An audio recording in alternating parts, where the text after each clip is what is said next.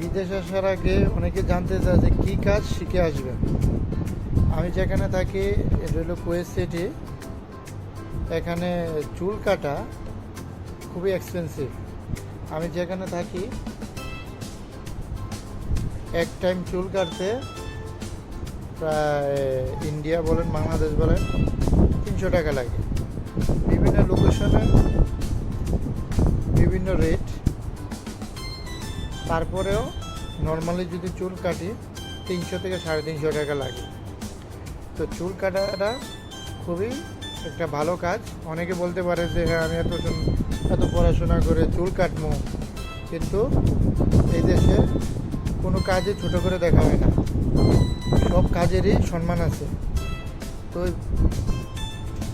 আমি বলতে চাই যে যদি খুব ইজিলি টাকা রুজি করতে হয় তাহলে চুল কাটা আছে। অনেকগুলো পদ্ধতি আছে, কিন্তু চুল কাটাটা খুবই ইজি, খুব ইজিতে পয়সা রুজি করা যায়। এটা একটা মাধ্যম।